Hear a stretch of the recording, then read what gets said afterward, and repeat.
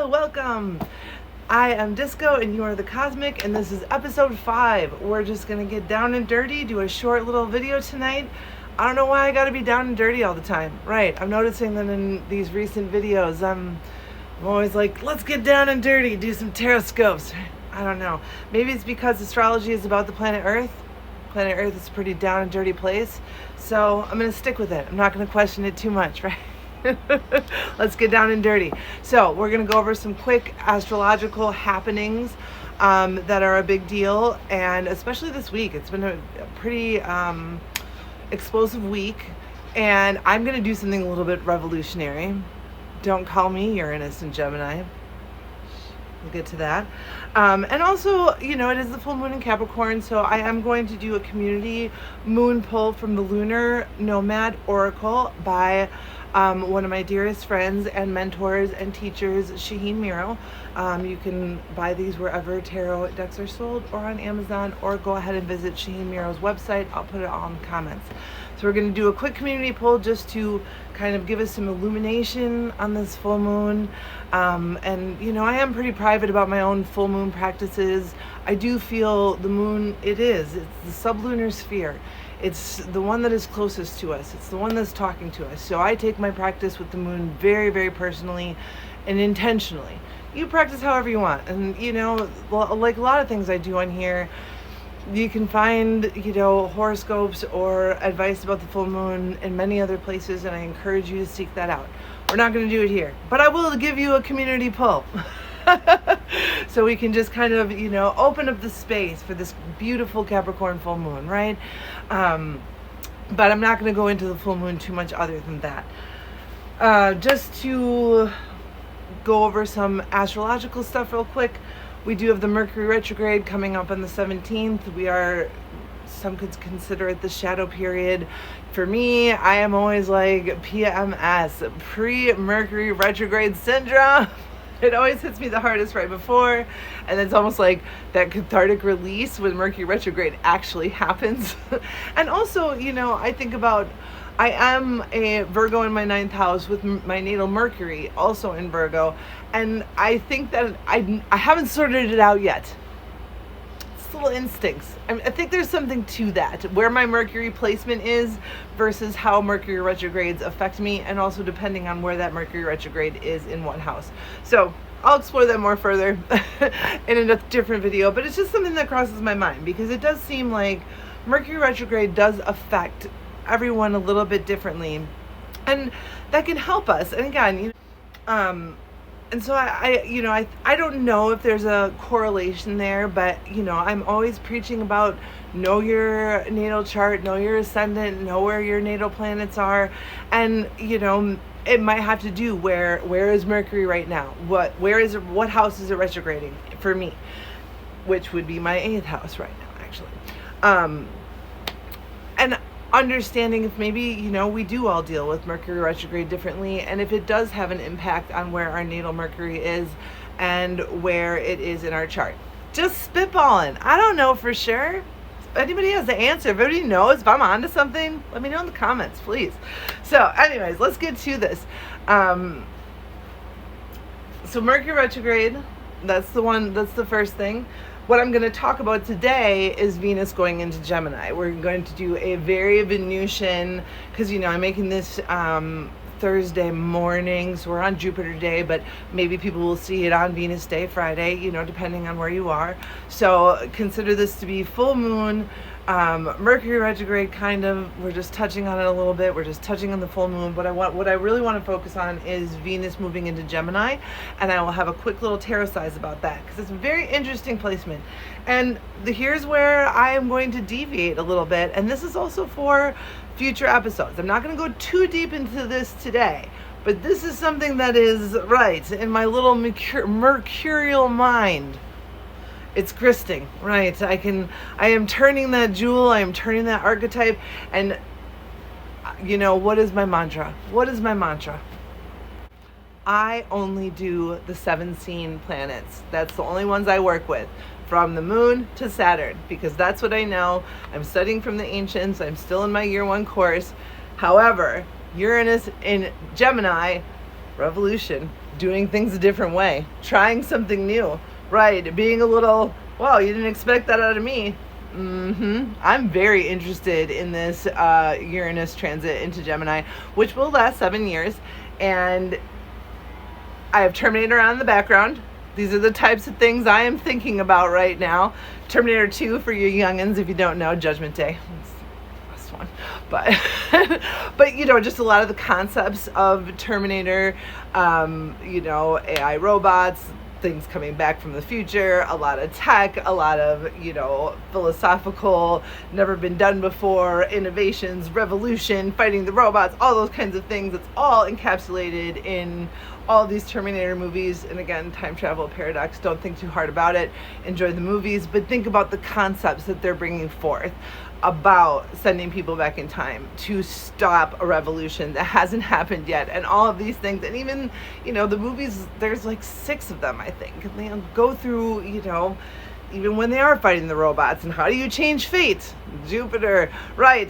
That you can't, even though they changed, you know, the future in the first movies, the robots came back again. Right. Can we really change fate? There's all sorts of these, and using technology and revolution and all of these really, really exciting ideas that Uranus is bringing to this beautiful, you know, airy, double-bodied, so fluid, so expansive, so playful, so wants to know everything, sign of Gemini, ruled by Mercury, right? So I'm very, very interested in this transit. And right, so this is my, you know, Uranus and Gemini little outing. I'm going to take a look at it. I'm going to take a look at it in our next video, or maybe a video after that. It's going to be there for 7 years, right? I got 7 years to talk about it. But the other person I just wanted to mention very quickly that came to mind as I'm learning more about this Uranus and Gemini transit is Edward Snowden. And if you don't know who Edward Snowden is, Edward Snowden, okay? Look him up. Watch the movie Citizen 4. It's a documentary. It's called Citizen 4. And that's all I want to say about that right now. But again, it involves tech. It involves revolution. It involves, you know, really having to have some serious intelligence in all different areas in order to pull off what he pulled off.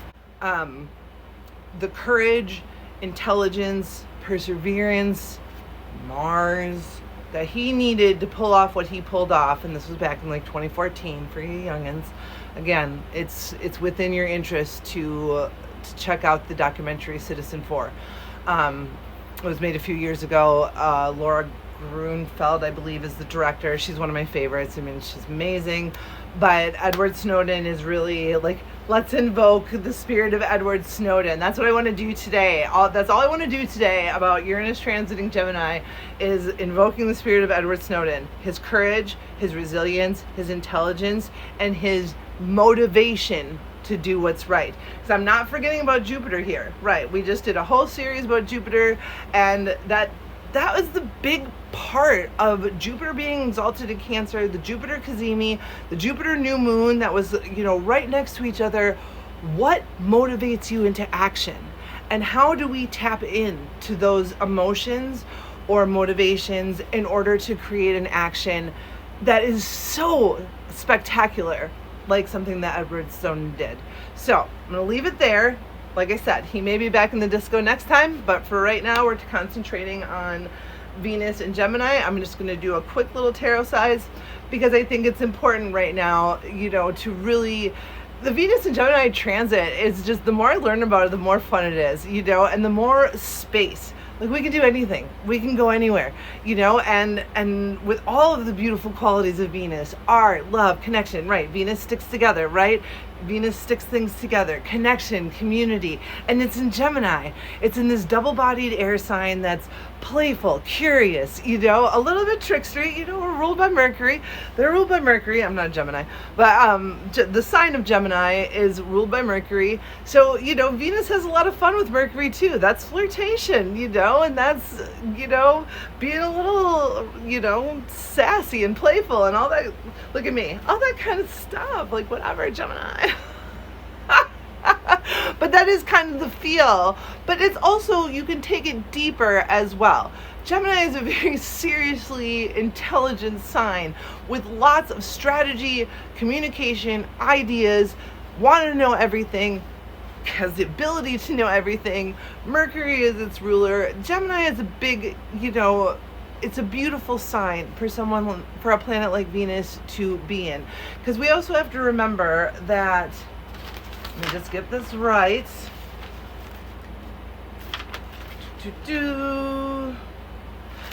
That Gemini is trining Libra, where Venus is also ruled.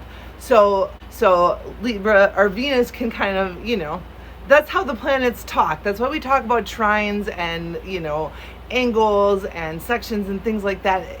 They can see each other. If you want to think about that, you think about the pie, the natal zodiac sign pie, and then, the planets transiting around each other. They can see each other. They know when they're not in their domicile. They know when they're not in their, ruled sign. But they can still connect to it through trines. That's why trines are important, because they make that connection. So as planets, as people, Venus is still talking to Libra. So we can go deeper than just this flirtatious, non-binary and, just go flirt with everybody. It goes much deeper than that. Gemini is so intelligent.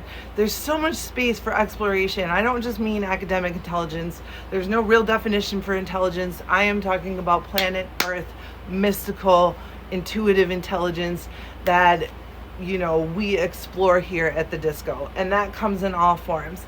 Gemini is one of those curious signs that's always going to learn. It's always going to want to learn in no matter what way that it can. And it's strategic, right? We talk about Gemini being playful and flirtatious and all this stuff, but what is the serious side of that? Being strategic. What do we need right now to be strategic? So we're going to do a little tarot exercise that's going to take it a little deeper. How do I love... Let me get my notes, just 1 minute. So the tarot size we're going to do is, how can I love differently? Like, there's all sorts of ways to love, right? And what does this planet need right now, right? What are we doing here? What is astrology about? Astrology is about planet Earth. So I'm taking this opportunity to do this little tarot size. How can we love differently? What are things that maybe we haven't thought of? And again, Venus and Gemini, let's expand our concept of love. Let's expand our concept, and this goes for a lot of things with Venus and Gemini. Let's expand our concept of gender. Let's expand our concept of fluidity and sexuality and all of these things. These are, not just, Gemini's flirtatious and playful and da-da-da. This is things that the planet Earth needs to really feel the love coming from, that it's trying to tell us gender is a galaxy, fluidity is everything. We need to be more genderful in all different ways, on not just the spectrum, like I said, in a galaxy. This is one of the messages of Gemini and Venus, and this is why it's not just, I want to go a little bit deeper, and because, like I said, Venus can see where she's ruled in Libra. And so you think about the Libra qualities as well, not just Gemini. Also a very intellectual sign. And Venus can see its trine, so it knows, it feels a little bit comfortable. It's not too far away from its home, right? So it's getting a little power from there. It's getting a little power from Mercury, because Mercury is ruled by Gemini. So the tarot size I want to do is to take that, playfulness and that fluidity and that,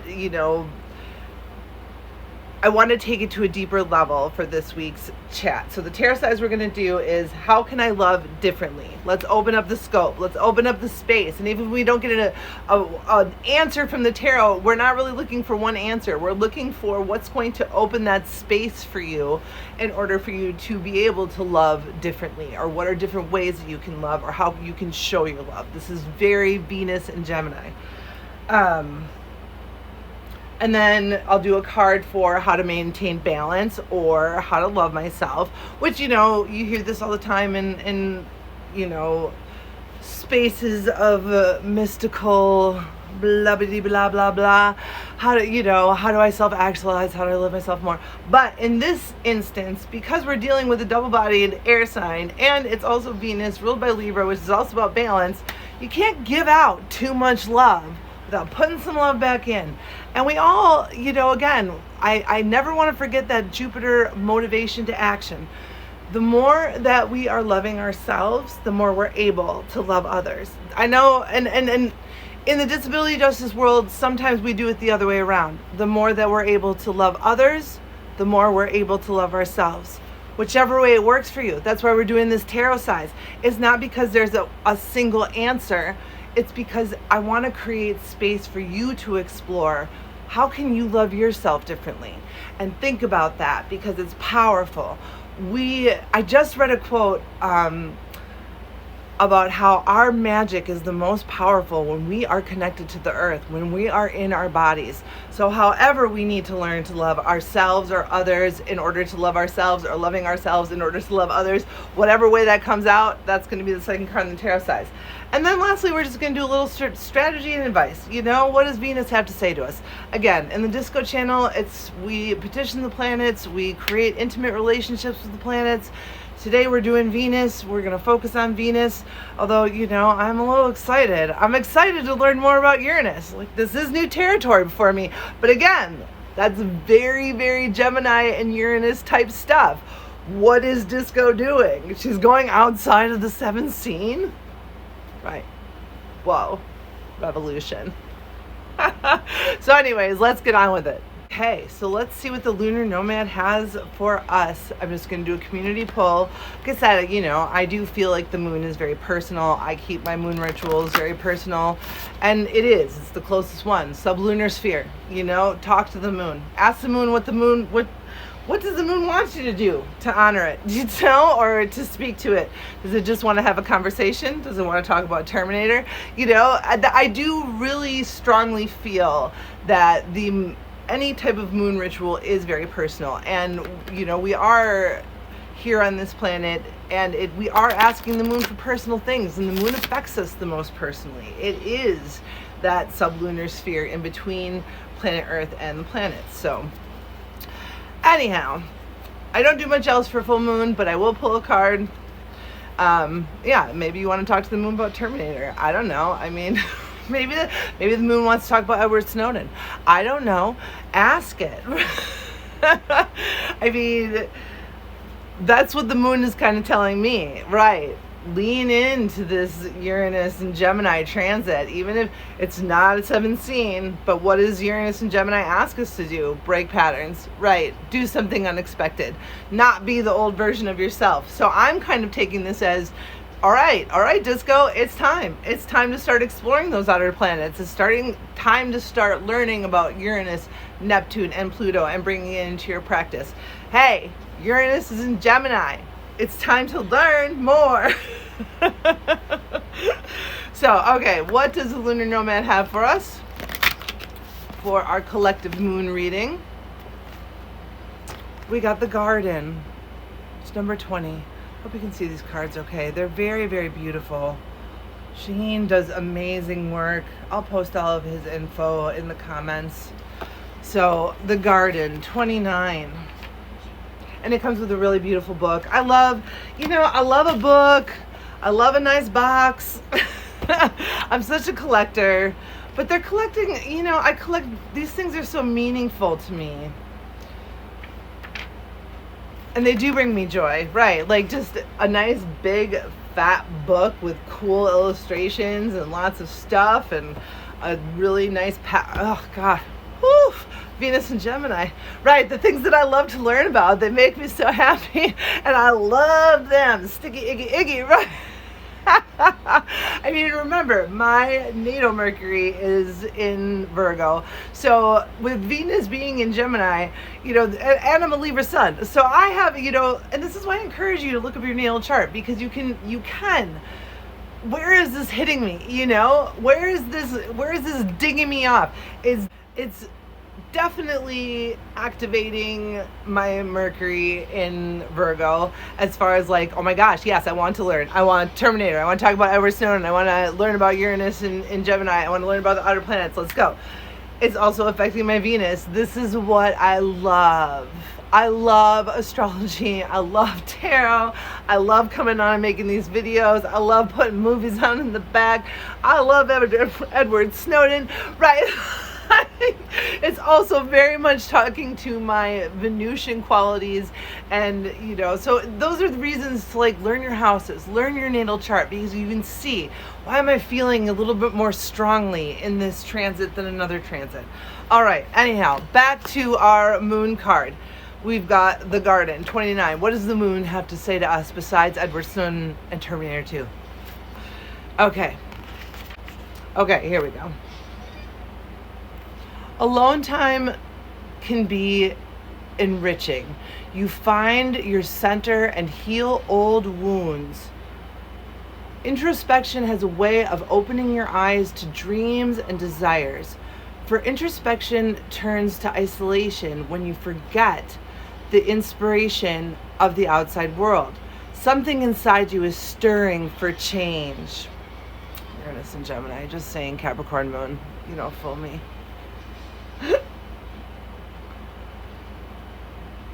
Sometimes inside you is stirring for change. The deep hunger is satiated by connecting with others. The Garden is asking, could you socialize and connect more? What a beautiful message. Okay, so the full moon is in Capricorn, but as far as it relating to Gemini and Venus, it couldn't be more beautiful. That's exactly what we're talking about here. Yes, we need time to introspect, we need time to rejuvenate, we need time to take care of ourselves, but we also need to be inspired by the outside world in order to take action. Again, that Jupiter power, we're still in Cancer, it's still happening, right? Jupiter is still in Cancer, it's still exalted, and so that finding the emotion that motivates to action, that's exactly what this card just asked of you. So meditate on that for the full moon, right? And it kind of goes with our tarot size too, so we can actually extrapolate on that more. So moving right along, moving footloose and fancy free. All right, you get one song video. That's all right. So we're gonna do our quick down and dirty tarot size, and then I'm gonna get off here. Because it is a full moon and I want us all to have enough. Again, a lot of this action in Gemini, in my head, it feels just like space. Create more space for more thought, more innovation, more creativity. So that's all of this. That's the energy I want to kind of put forth in this video. We're just doing a quick one. We're talking a little bit about full moon. I'm giving you a little Uranus v Gemini, teaser coming soon, because I'm into it, y'all. I'm into it, right? Don't underestimate me. We're going outside the 7th scene. That's very Uranus and Gemini. But anyways, that card does kind of link to our tarot size with Venus and Gemini. How can I live differently? How can I connect differently? And how do I restore that balance so that it doesn't become just isolation, but I'm also connecting, but I'm also taking care of myself? And what are new, innovative, creative ways that I can put love out there in myself and to others and in my community? So I'm going to be using the Naked Heart Tarot. That's what it is called. It's it's by Jillian C. Wilde. It's beautiful. It's got a beautiful box, beautiful artwork. Cards are all, I'm not a huge fan all the time of animal decks. You have to really impress me, right? If you're gonna put out an animal deck, if it's solid, I'll love it. And this is one of the animal decks that I truly, truly love. The Naked Heart Tarot took me through some really, really hard times. Jillian C. Wilde, if you're out there, Venus and Gemini, thank you. Thank you for putting your art and knowledge, Venus and Gemini, out into the world. Okay. So, for our tarot size, for Venus and Gemini, how can I love differently? And again, this is tapping into both Venus and Gemini, because Gemini wants us to be creative, learn how to do things differently, strategize, make space for new creative ideas. Whew. All right, tingles, here we go. And again, petitioning the planets. We're asking Venus right now, like, hey, Venus, you're going through Gemini. We need some new ideas. Right. Help us out here. Help us out on the disco. We need some new ideas about how to love differently. While Terminator's going on in the background. Right, I also want to just keep that Uranus Gemini energy, at least in the room, right? I want Uranus in the room right now because it's feels so big. Right. I'm telling you, Citizen 4, don't forget. Citizen 4. Edward Snowden. Don't sleep on him. All right, here we go. How can I love myself differently? Different ideas, different creative ideas.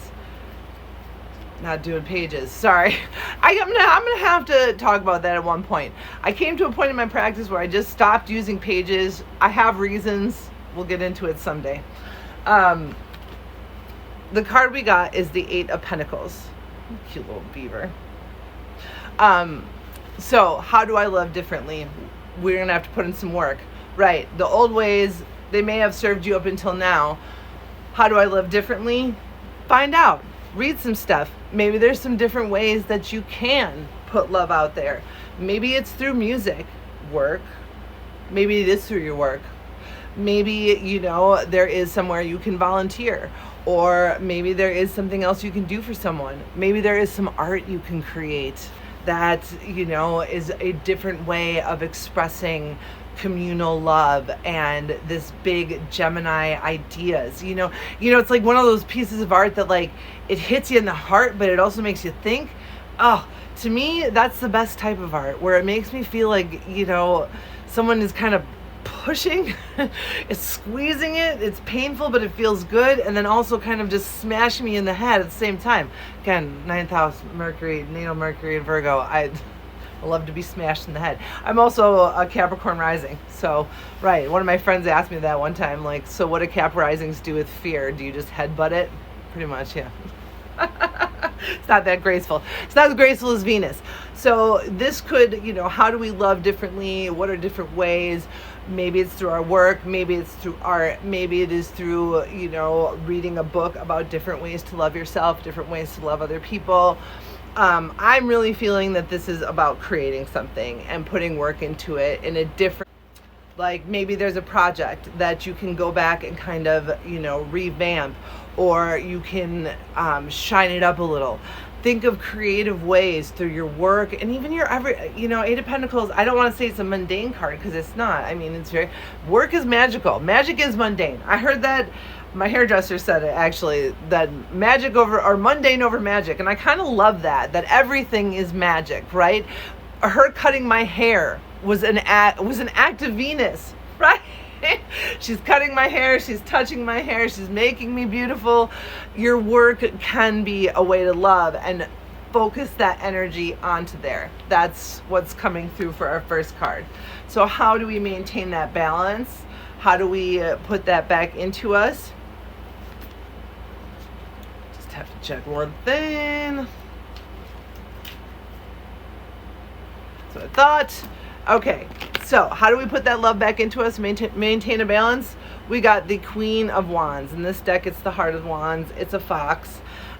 So that's just making sure you stay vigilant. You stay vigilant about your own self-care and about also your passions, exploring. How are you going to find that balance? Maybe some of us are feeling a little bit low energy. Not unexpected, right? Maybe some of us are feeling a little bit low energy, a little bit down, and this card, how do I maintain balance and love myself differently? Where are your passions? Do something that you already know makes you happy. If you love to study, if you love to study astrology, make some more time to do some astrology. If you love to play board games, make some more time to play board games. Anything intellectual, anything that's going to kind of spark you, anything that gives you that kind of like, oh, I love this, I'm good at this, and this makes me think. Whether it's a board game, whether it's astrology, whether it's taking a course, whether it's learning something else. How do we maintain that balance? We have to light the fire inside. That's how we maintain that balance. And that's not easier said than done, right? And it's okay to feel your feelings. It's okay if you don't bounce back, immediately. But what I'm coming in to tell you is that with this transit of Venus in Gemini, the potential for you to tap into your passions, your motivations for action, and to shuzz yourself up about what a badass you are is there if you care to tap into the energy. And that's always going to be up to you, but that's just what's coming through for our cute little tarot size here. So strategy and advice, we got the Seven of Swords, which is so I kind of love this for Venus and Gemini. Gemini is ruled by Mercury. What is Mercury? Mercury is a little trickster. Right, here's a little raccoon. Take it off with your swords. So I think this is just a reminder that, yes, we're talking about love, we're talking about Venus, we're talking about art, we're talking about revolution, we're talking about bringing people together and community and all this stuff. And I did say, maybe Venus was listening to me. I don't know. Or maybe Mercury was also listening to me too. Like I said, planets are people. I work very, very hard to maintain a personal, intimate relationship with the planets. And I do feel like this is Mercury as advice. Remember to stay playful, okay? Remember not to take it too seriously. Lighten up on yourself. We took this, to a deeper level of community and, how do we inspire and motivate passion, which are all very valid things, and create space for curiosity and new ways of doing things and new ways of loving others and loving ourselves. Still heavy shit, right? I feel like the advice is remember, it's in Gemini. You can still play. You can still play some tricks. What is Mercury? It's a little trickster. Right? You can still play some tricks. You can still, get a little fun. And Seven of Swords has a negative connotation. Don't rip anybody off, okay? I'm taking this more in the sense of what the planets are telling me, through this tarot size, and the strategy or advice after all of this heaviness and Queen of Wands, find your passion and let it motivate you to revolution. Also play a trick on someone. Not a bad, listen, I don't like pranks. I'm not a prankster. I don't like hurting people's feelings. I don't like people getting, I don't like pranks where people feel bad until they know that it's a prank. To me, that's not fun. Do something fun, trickster fun. Have some trickster fun, play around, even with the romance stuff. Flirt a little, be a little, connect. Again, with the Lunar card. How else are we going to socialize? I love this for taking the negative connotations out of the Seven Swords and you really applying it to Mercury type values of communication, socializing, and also Gemini, keeping it cute, being fun, being playful. But I also love the rest of the reading too. Work. We got to figure it out. How are we going to love? How are we going to love differently? What are we going to do to express these ideas through Venus, with the qualities of Venus, through the curiosity, intelligence, space, and room of Gemini, ruled by Mercury? And how do we find that passion in ourselves? Because that's going to balance us out. We've got to find that inner motivation, that inner passion. Otherwise, we're going to burn out, period. And burnout is real. So I want you to take this card really seriously. You do have to, really think about this if you care to. You don't have to. Or don't, right? That's also Gemini. So do whatever you want. It's Gemini, right? It's Venus and Gemini. But my advice and the tarot's advice and Venus and Gemini's advice is to take this seriously. How do we maintain balance? We have to have something inside in order to produce and give out, right? So taking this time, this Venus and Gemini, to explore different passions, different ideas, different things that you might be interested in, and also taking the time to really honor and value the things that you are interested in. That's going to give you power, and that's going to give you resilience, and that's going to help you compost what you don't need and fill back up with that nurturing, sweet zhuzh of Venus. So that's what I got for you today at the disco. I hope that you enjoyed it. I did. Thank you again for always listening. You can find me anywhere. And, you know, I am on Facebook. I'll put the link in the comments too. You don't even have to be my friend on Facebook. It's just another place to find my videos. You know, I'm just trying to circulate them around. So in case you have a Facebook account, I'm also on Instagram. I have an Etsy shop. Everything's in the links. Hit subscribe, like, whatever you want to do. And that's all I got for you. Full moon blessings and disco out.